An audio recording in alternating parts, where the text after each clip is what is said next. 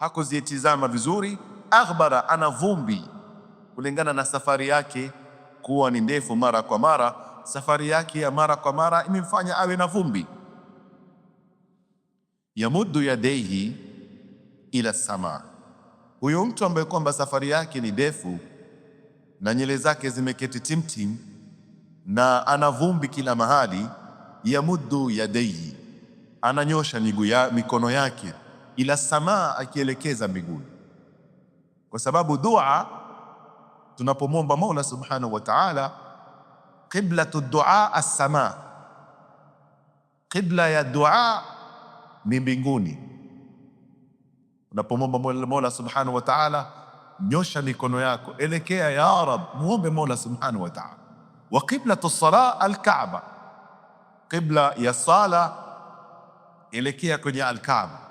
Wa hakab, kwa hivyo huyu bana amenyosha mikono yake, anaelekeza kwa Mola subhanahu wa ta'ala, lakini matatizo aliokuwa nayo, yakulu ya Rab, ya Rab, anasema ewe Mola, ewe Mola, ewe mlezi wangu, ewe mlezi wangu.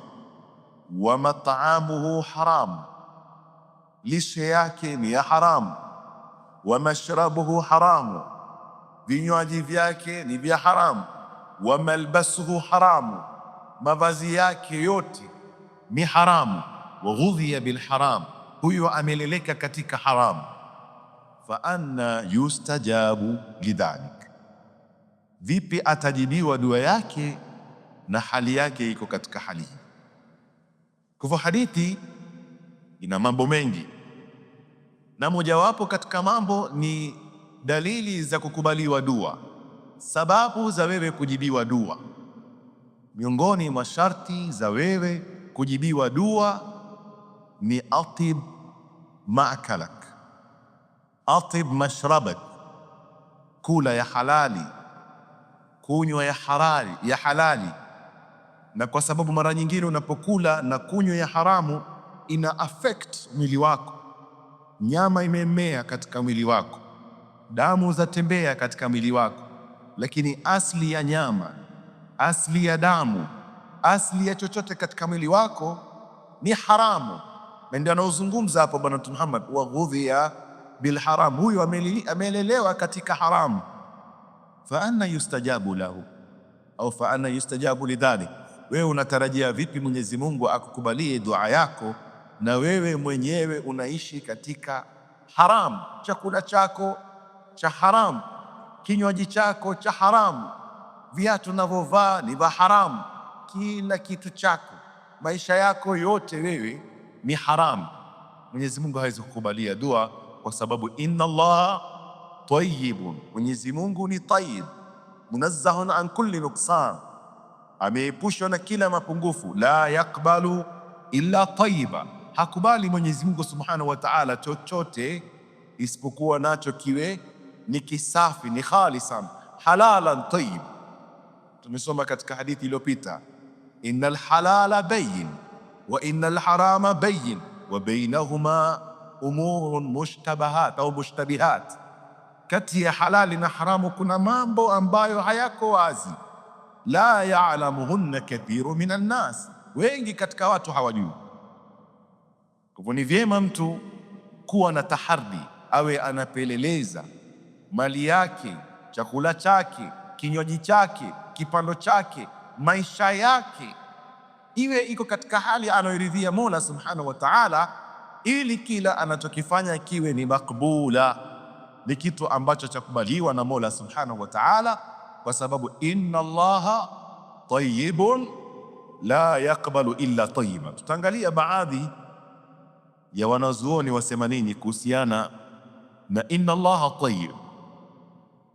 Tumetangulia kusema kuwa maana yake ni muqaddas, Mwenyezi Mungu ni mtakatifu, hana mapungufu, hana kasoro ya aina yoyote. Munazzahun anil nuqsan, Mwenyezi Mungu ameepushwa na kila mapungufu.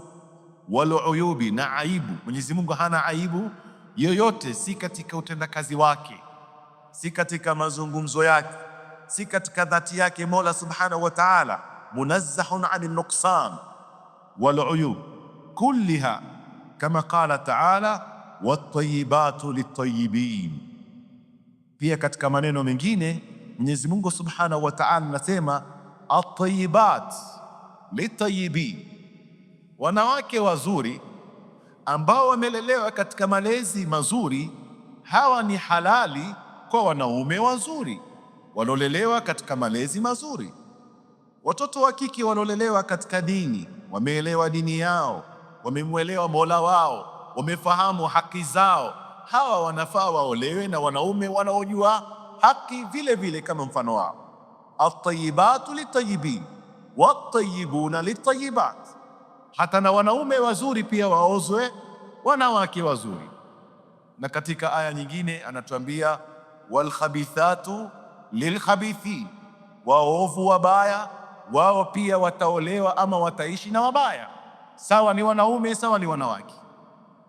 Na haya maneno subhanallah, baadhi ya wanazuoni wamepeleleza, ikiwa Mwenyezi Mungu Subhanahu wa Ta'ala anasema at-tayyibatu lit-tayyibin, hii ni kama Mwenyezi Mungu Subhanahu wa Ta'ala katika utendakazi wake aliumba kuwa mazuri yatabaki kuwa na wazuri na mabaya yatabaki kuwa na wabaya.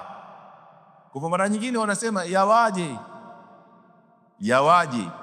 Mara nyingine tunawaona wazuri wanaishi na wabaya, wabaya wanaishi na wazuri. Na Mwenyezi Mungu Subhanahu wa Ta'ala amesema at-tayyibatu lit-tayyibin wat-tayyibuna lit-tayyibat.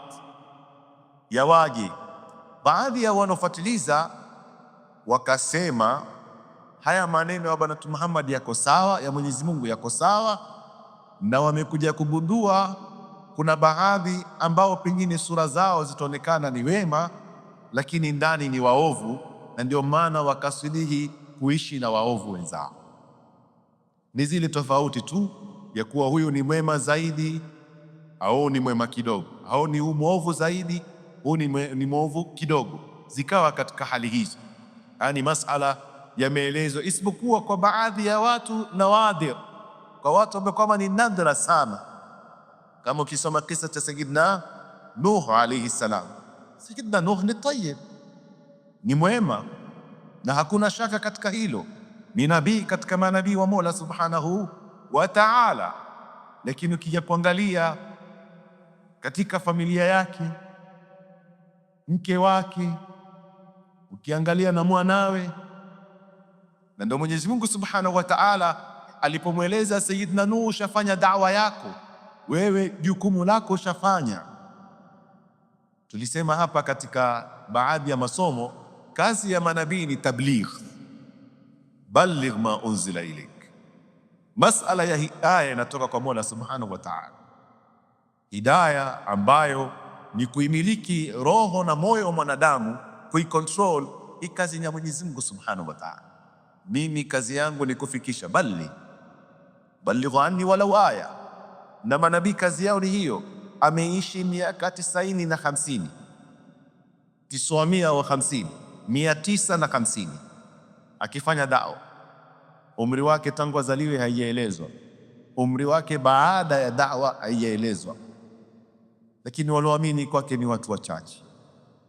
Katika watu wanaomkana nyumbani kwake ni mtoto wake, na hakuna kitu kigumu kama mzazi apate mtihani mtoto wake amsikilizi, anamwelekeza katika kheri, mtoto amsikii.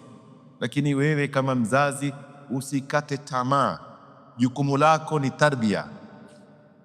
Usichoke kumwambia yule kijana, pengine iko siku Mwenyezi Mungu Subhanahu wa Ta'ala ataleta taufiki.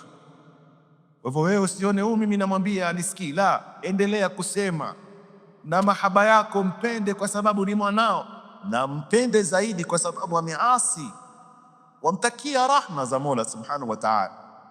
Na hivi ndivyo Sayyidina Nuh alayhi salam anamuita mwanawe, anamwelekeza mwanawe, amri imetoka kwa Mwenyezi Mungu Subhanahu wa Ta'ala, anamwambia sasa, Sayyidina Nuh, tengeneza safina. Hawa watakaokuamini wataokoka, wale ambao hawatokuamini wataangamia. Na hali ndivyo ilivyokuweko. Anamwambia mwanae, ya bunayya irkab ma'ana, mwanangu njoo upande pamoja na mimi. hali si nzuri. Kaambia baba, wewe akili yako ni mzuri, wewe umetengeneza safina, hakuna bahari. Umetengeneza safina, hakuna mto. Umetengeneza safina, hakuna maji yoyote. Mimi akili yangu inaonyesha haujanikinaisha. Ndio mara nyingi tunasema dini haufuati mara nyingine kwa akili. Yafika mahali pengine akili inapotea, kwa sababu ni ilmu al-ghaib, ni elimu ya ghaibi ya Mola Subhanahu wa Ta'ala.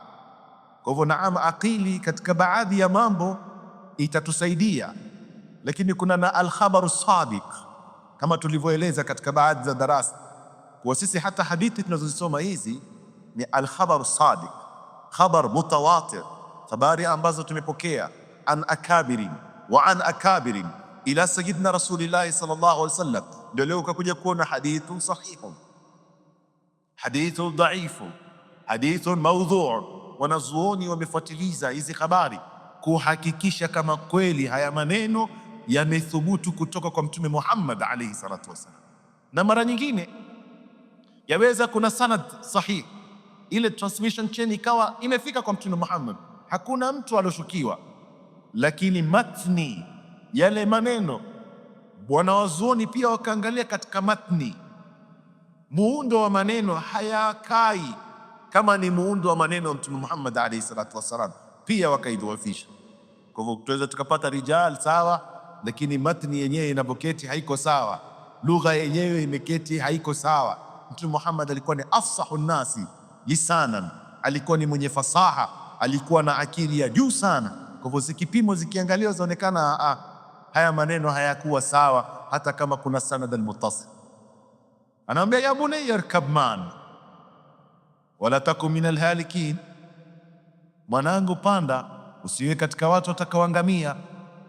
Anamwambia baba, hata mvua ikinyesha, wacha ile ya juzi, ikinyesha zaidi ya juzi, anasema saawi ila jabalin yasimuni min alma, kama hayo maji yatakuja kweli kweli, ewe babangu, mimi nitakwenda katika jabali. Haiingia kilini kwa mvua itanyesha ifike katika majabali.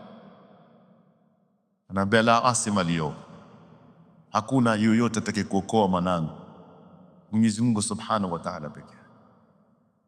Sayyidina Nuh aingie katika safina, yeye na waumini wake, anamuona mwanaye anaangalia, mahaba yake kwa mtoto wake, anamtakia kheri mtoto wake, anasema ya Rabbi innahu min ahli, huyu ni katika wangu, ni mwanangu, ni mtu nimemlea, nimefanya da'wa, ya Rabbi innahu min ahli, ni katika familia yangu, mwokoe ewe babangu, ewe Mwenyezi Mungu, mwokoe mwanangu.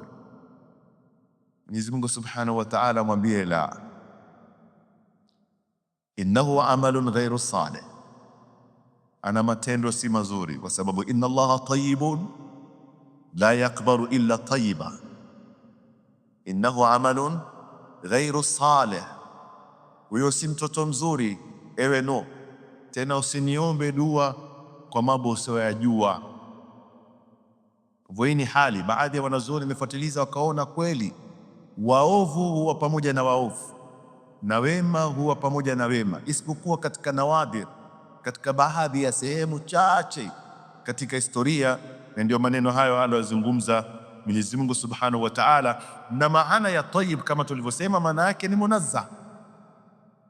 At-tayyibuna al-munazzahuna min adnasi al-uyub, hawana aibu ya aina yoyote, hawana machafu ya aina yoyote, hawakuingia katika haramu, wao wenyewe hawajazaliwa katika haramu. Wa huwa bimaana al-quddus. At-tayyib pia ni maana ya utakatifu. Kwa Mwenyezi Mungu Subhanahu wa Ta'ala ni mtakatifu, hafanyi makosa ya aina yoyote. Wa aslu tayyib, na msingi wa at-tayyib wema, maana yake ni asalim min ad-danas, ni mtu kusalimika kutokamana na machafu, maovu, madhambi wa hakadha. Na maana la yakbalu illa tayyiba, Mwenyezi Mungu hakubali isipokuwa at-tayyib, maana yake ni khalisan min an-naqa'id au min an-naqa'is, iwe ni safi ibada yako, haina mapungufu ya aina yoyote, haina ria, haina al-ujb, haina kumwonekano, majivuno, wanahwima. Na hili ni jambo nzito kwa mtu ambaye kwamba ni sairi ila Allah, yule ambaye anamkimbilia Mola Subhanahu wa Ta'ala, anatakikana jitahidi sana. Sisi tuna darasa ala asri Masjid al-Anwar Karen, na haya mazungumzo tumeyazungumza katika darasa letu.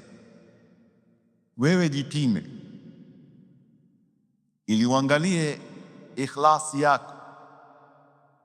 Je, ni ikhlas ya lillahi ta'ala ama ni ikhlas kidogo ibilisi anakuchezea? Ama ni ikhlas nafsi yako inakuchezea? Na kujipima, wanazuoni wametupigia mfano. Angalia ibada yako ukiwa mbele za watu. Ingia msikitini, piga takbiri, ingia katika swala, fanya yani fuatiliza ibada yako iko vipi. Piga raka za pili, toa salamu, piga raka zingine mbili, angalia, monitor ikhlasi yako ikoje. Kisha ukitoka hapa, nenda nyumbani. Chumbani kwako hakuna anayejua afanya kitu gani. Elekea qibla, piga takbir, pima ikhlasi yako uliposwali ukiwa mbele za watu na uliposwali ukiwa peke yako. Ukiona ikhlasi yako yapatikana ukiwa mbele za watu, ujue ibada yako ina matata na yawezekana haikukubaliwa na Mola Subhanahu wa Ta'ala. Ama ukiona ikhlasi yako katika watu na ikhlasi yako ukiwa peke yako ziko sawa, hii ni dalili kidogo wewe haujambo, ibada yako ni tayyib. Na hii ni practice kila mmoja katika sisi, kwa sababu hakuna kitu kinachovunja moyo wewe ukae maisha yako yote wajenga, ile siku nataka kuingia katika jumba lako usikie jumba lako limeporomoka kwa sababu ya makosa kidogo au kufanya umespend a lot of money, miaka yako, savings zako, wataka kuingia katika nyumba usikie brrr, nyumba imeporomoka. Na hata si lazima iwe ni miaka, inaweza kuwa hata ni katika muda mchache, lakini akili ulizotumia, pesa ulizotumia,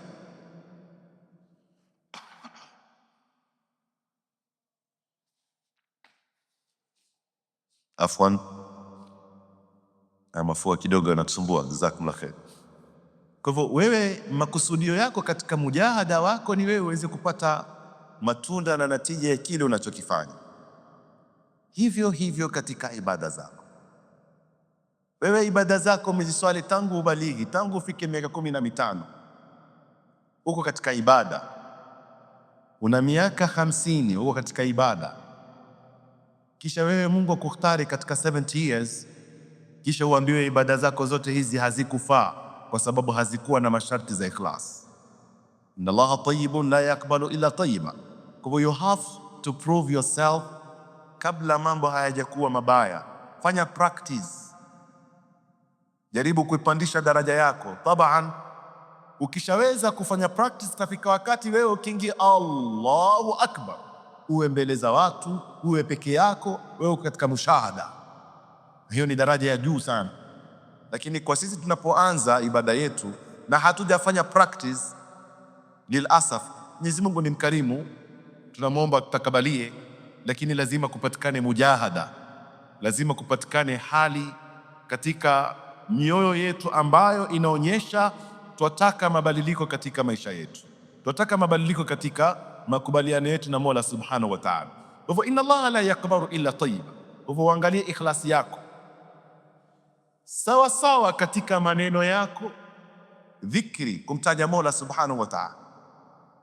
Ni mazungumzo unayozungumza, ni mawaidha, hata sisi tunaozungumza mbele yenu, Mwenyezi Mungu atuhifadhi sana. Alhamdulillah, wengine wanatuona sisi ni watakatifu sana kwa sababu ya kuketi mbele na kusoma maneno ya Mwenyezi Mungu Subhanahu wa Ta'ala na maneno ya Bwana Muhammad alayhi salatu wasalam. Lakini ni hatari, aweza mtu, Mwenyezi Mungu atuondoshe sote, akasimama mbele za watu akazungumza maneno mazuri, lakini pengine amezungumza asiwe, amezungumza ili aonekane ana ilmu, amezungumza ili pengine aonekane wa hakadha. Inakuwa yale aliyoyafanya yote yametoka katika misingi ya Mwenyezi Mungu Subhanahu wa Ta'ala. Kwa kila kitu, ima ni katika maneno yako yawe ni mazuri, iwe ni mali yako asili yake iwe ni nzuri, iwe ni ibada yako asili yake iwe ni mzuri. Fa inna tayyiba tusafu bihi al-a'mal, hii tayyib yasifiwa vitendo vyetu, wal aqwal na maneno yetu, wal i'tiqadat na imani zetu pia zasifiwa kwa maana ya at-tayyib. Na hapa wanavyotueleza maneno yetu, vitendo vyetu, mali yetu, kila tunachokifanya ni vigawanyo viwili, ima ni tayyib ama ni khabith. Kama ni tayyib, inna Allaha la yaqbalu illa tayyiba. Kama ni khabith, Mwenyezi Mungu Subhanahu wa Ta'ala hakubaliani nayo, na ndio Mwenyezi Mungu akasema, qul la yastawi al-khabith wa tayyib walau a'jabaka kathratul khabith. Waambie ewe Muhammad, haziko katika daraja moja at-tayyib nzuri ambazo kwamba ni safi, wal khabith na mabaya ambao ni machafu, walau a'jabaka kathratul khabith, japo tutavutiwa na mabaya. Mara nyingi sisi hatujali, tufanya tuona pale kuna mali nyingi tu, wewe tunakwenda kutafuta mali.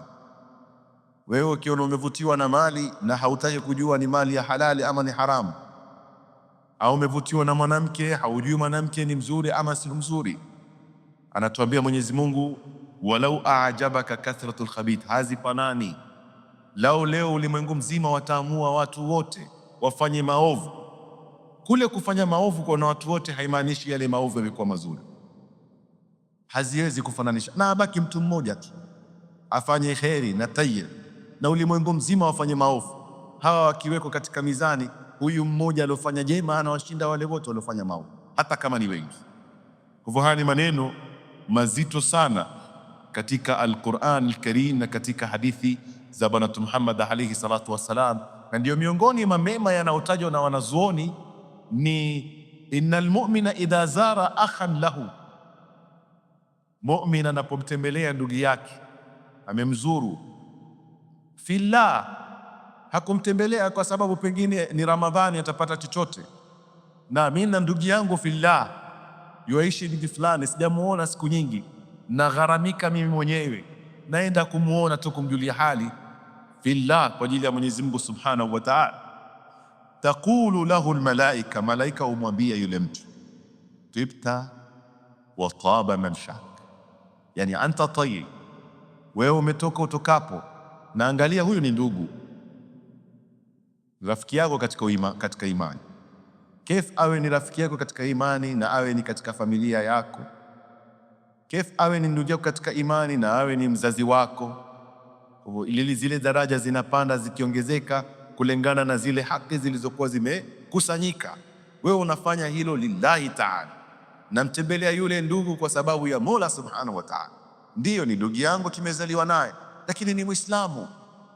Wa hakadha, malaika hukutangazia twita, wewe umekuwa mwema, wewe ushakubaliwa tayari na Mola Subhanahu wa Ta'ala. Wa taba manshaka, na haya masafa yote uliotembea pia ni makbula, Mwenyezi Mungu Subhanahu wa Ta'ala ameyakubali. Kwa hivyo falmu'min kulluhu tayyib, hii yaonyesha mu'min kwa sifa yake yeye mzima ni mzuri, yani amekubaliwa na Mola Subhanahu wa Ta'ala. Mwili wake tayyib, qalbuhu tayyib, lisanuhu tayyib, moyo wake umekubaliwa na Mola, mwili wake umekubaliwa na Mola, ulimi wake anapozungumza maneno yake yamekubaliwa na Mola Subhanahu wa Ta'ala. Na ndio katika hadithi nyingine ya Tirmidhi, hani maneno pia mazuri yamepokewa kutoka kwa Sa'id ibn Sa'd ibn Abi Waqqas ani nabii sallallahu alayhi wasallam qala inna Allah ta'ala tayyibun yuhibbu tayyiba. Tofauti na maneno tuliyozungumza, Mwenyezi Mungu ni mzuri, anapenda mazuri, na huko tumesoma inna Allah tayyib la yakbalu ila tayyiba, Katika hadithi hii kuna maneno mengine yameongezeka, inna Allaha nadhifun yuhibbu nadhafa, Mwenyezi Mungu ni msafi, anapenda usafi. Inna Allaha jawadun, Mwenyezi Mungu ni mkarimu. Yuhibbul jud, anapenda ukarimu. Mola Subhanahu wa Ta'ala amekupa mali ya halali, toa sadaka. Amekupa katika kiwango cha kutoa zaka, toa zaka. Na ukarimu, kutoa zaka si ukarimu, ilieleke hili. Zakatul mali kutoa si ukarimu, maanake ni malullah na ni haqu lilmuslimin na ni haqu lilfuqara. Kwa hivyo wewe unapotoa zakatul mali usione umemfanyia wema yule uliompa, la, bali yule alopokea ile mali ndiye amekufanyia wewe wema, kwa sababu amefanya yeye kupokea. Mola Subhanahu wa Ta'ala ndiye amepokea amali yako. Lakini jawad ni mtu ambaye anatoa mali za sunna mbali na faradhi, mali za sunna. Yani kila mara wewe mkono wako ni mwepesi, waangalie wenye haja ukawasaidia, naambia wenye matatizo ukawasaidia. Naanza nyumbani kwako, anza nyumbani kwako kabla hujatoka nje. Charity begins at home. Angalia familia yako, mke wako katika hali gani? Mpe mke wako zawadi. Mke wangu leo mimi nina milioni moja, hizi nimekupa lillahi taala. Angalia biashara ufanye, angalia shughuli yoyote ufanye. Mwanangu njoo, hii ni 100,000 nimekupa. Mamangu njoo, hizi ni 2,000,000 nimekupa. Anza nyumbani. Charity begins at home. Lakini sisi lilasaf tutakuja kumwona mtu alofunguliwa ulimwengu yuko tayari kutoa kwa watu wa nje, lakini watu wa karibu wake wana shida, hawaoni shilingi yake. Ukimuuliza sema hawa wana shukrani, hawa wawapa, hata hawa wana shukrani. Wewe unamiliana na wao au unamiliana na Mola Subhanahu wa Ta'ala? Mpe ashukuru, asishukuru shauri yake. Waangalie wanasifiwa katika Qur'ani, wayutimuna at'ama ala hubbihi, watoa wewe na wewe una haja nayo. Al-ithar, wayutimuna at'ama ala hubbihi miskinan wa yatiman wa asira. Innama nut'imukum liwajhi llah. Wewe unapowapa akushukuru asikushukuru shauri yako. Wewe unafanya muamala na nani? Ya Rabbi taqabbal minni. Anza na watu wako nyumbani, useme ndugu zangu bana wananiambia wewe utupe usitupe shauri yako, kwa hivyo mimi nimekasirika maneno yao. La, usikubali shetani akacheza na nafsi yako, na hivi ndivyo ibilisi alivyo. Maanake mara nyingi ukitoka nje wale na maana wanakusifu, mashallah mkarimu wewe, mashallah mdosi wetu wewe, na kile ukisema utolewa. We kijana, njoo, umesema maneno mazuri, mpe. Kesho siku ya Kiyama utatarajia mema, utaambiwa yake hauna kitu umetoa wewe. Mosi, ya Rabbi, yule hali yake ilikuwa mbaya, nimempa, sasa hivi ni tajiri. Ulimpa ili akusifu, na alikusifu, hiyo ndio thawabu yako uliopewa. Kwa muamala wako usamiliane na nani? Na wanadamu, wamiliana na Mola Subhanahu wa Ta'ala. Kwa hivyo charity begins at home. Angalia watu wako nyumbani, mtumie mtu M-Pesa bana, akirudisha ni yeye, shauri yake. Mpe hela, usitarajie shukrani. Lakini leo utakuja kuona watu yule bana hata ukimpa hana shukrani, ila tahasantum hana. Kwa hivyo mimi mwaka ujao namkata katika listi. Yule ni mtu ana shukrani kabisa. Taban shukrani ni vyema mtu kifanyiwa wema. Mtume anatuambia man asda ilaykum ma'rufan fakafi'u, mtu akiwafanyia mazuri mlipeni. Fa in lam tajidu ma tukafi'unahu fad'u la, mmekosa kitu cha kumlipa mwombeni Mungu. Mwenyezi Mungu akujaze kheri, akubarikie katika mali yako, akunyanyue daraja, akuzidishie, si makosa. Lakini wewe na wewe umepewa, uso wako uko vile vile tu kama ukupewa, hauna shukrani. Na mara nyingine unampa mtu laki, sasa pesa gani umenipa hizi? Pesa kidogo hata sasa kunisaidia hizi. Wewe una haja, chukua. Hauna haja, wacha kwa mtu mwingine. Usitokwe na maneno mabaya, au unampea mtu mashaki lazima akupe milioni. Ni zako, si zako. Kwa hivyo wahakadha. Kwa hivyo inna Allaha jawadun yuhibbul jud. Mwenyezi Mungu Subhanahu wa Ta'ala ni mkarimu na vile vile anapenda wakarimu. Hapa nikimaliza mazungumzo yangu katika hadithi zilizotajwa hizi na aya, ni kuwa Sisi tunafaa kutizama mambo mazuri haya, na hapa ametajwa yule bwana tunamuona kuwa arrajul yutilu safar. Huyu ni mtu ambaye kwamba yosafiri sana, na safar ni mtu ambaye kwamba anasafiri zaidi ya siku 2, ndio maana yutilu safar. Kwa hivyo ni mtu ambaye kwamba mimi I'm traveling, I'll be back in the next 2 days. Kwa hivyo hapa katika lugha wanasema yutilu safar. Leo tunaona kuna watu wengine wanasafiri mwezi mzima, wanafanya biashara wa hakadha. Kwa hivyo yutilu safar katika lugha ni mazada ala yawmain au 3, ni yule ambaye kwamba amesafiri kwa zaidi ya siku 2 au siku 3. Ash'atha thiyab, nguo zake ni hivyo ziko timtin na nyele zake ziko hivyo. Fasha'athu thiyab wasakhuha, yani nyele zake chafu na nguo zake ni chafu kimwangalia. Wa hakadha, hazipakwi mafuta nywele. Wa hakadha aghbara, yani ana vumbi kimwangalia uso wake na mwili wake unaonyesha athari ya kuwa safari yake ilikuwa na mashaka. Walmuradu anna hadha arrajul yutilu alasfara alkathira fi wujuhi taat, na maana haya yaangalie vizuri. Wanazuoni wanatuambia huyu alotajwa si safari zake kuwa ni za haramu, la, safari zake ni za halali, katika kutafuta cha halali, au pengine safari yake ni ya jihad, okay, wal hajj, au anakwenda katika haji, wasilati rahimi, anakwenda safari kuunga kizazi, kama tulivyosema hapa. Umekwenda kutafuta ndugu yako, umekwenda kumtafuta mzazi wako, umekwenda kumtafuta ndugu yako katika kizazi. Wanauha, na mifano ya safari ambayo kwamba anajulikana ni safari za halali. Tatizo lake wa maa dhalika fala yustajabu duauhu, pamoja ya kuwa amefanya jihad kwa muda mrefu, yeye siku 3 mzima yuko katika njia ya Mola Subhanahu wa Ta'ala, yotafuta za halali, yani jihadi ya safari yake ni mubah, lakini tatizo lake ni kuwa fala yustajabu duauhu liaklihi alharam, anakula ya haramu, yeye kile anachokipata na kipiga. Wenyewe wanakuambia msafir kafir, wanataka kuhalalisha mengi katika safari, wanakuambia msafir kafir. Wewe ukisafiri wewe hata usiulize, kitakachokuja wewe kula tu, kwa sababu wewe ni msafiri. Nani alisema maneno hayo?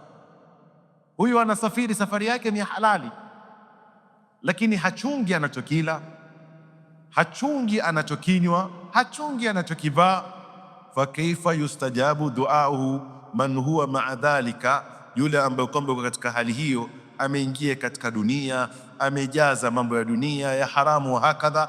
Huyu akimwomba Mwenyezi Mungu Subhanahu wa Ta'ala hakuna chochote kinachokubaliwa. Ingawa katika hadithi ilivyokuja, baadhi ya hadithi, Bwana Mtume Muhammad alayhi salatu wassalam anatueleza thalathatun haqqa ala Allahi au haqqun ala Allahi alla turadda da'watuhum, kuna watu watatu Mwenyezi Mungu Subhanahu wa Ta'ala anakubali dua zao. Haqqun ala Allah, yani Mwenyezi Mungu ni kama ameweka ni lazima kwake kukubali dua ya watu sampuli 3. Mtu wa kwanza as-saim hatta yuftira, anayefunga mpaka afungue, lakini saumu yako ili iwe ni tayyib kama tulivyoeleza, angalia masharti yake. Je, unafuturu ya halali? Mali yako ni ya halali? Kwa hivyo as-saim, unapofunga wewe mpaka ukifuturu, ule wakati wa kufungua, kabla hujafungua, nyosha mikono yako muombe Mola Subhanahu wa Ta'ala. Au wakati wewe umefunga, nyosha mikono yako muombe Mola Subhanahu wa Ta'ala. Madamu umeleleka katika malezi ya halali na vyakula vyako vya halali, Mwenyezi Mungu amechukua ahadi atakujibu dua. Wal madhlum hatta yantasira, na yule alodhulumiwa mpaka apate nusra, mpaka apate haki yake. Na hili pia ni tatizo kubwa, na subhanallah, hii yaonyesha hata alodhulumiwa kama si Muislamu dua yake inakubaliwa.